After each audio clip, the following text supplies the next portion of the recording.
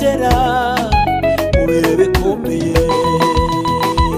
amanywa n'ijoro nzajya nibuka ko hari uwamaniwe.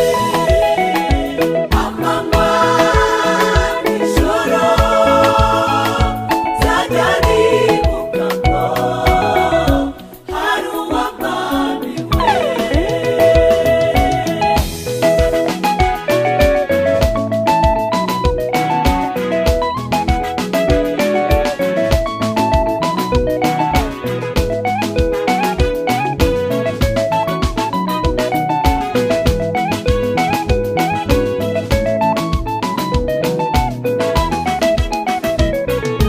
hari isezerano wasezeranije mu biganza byawe,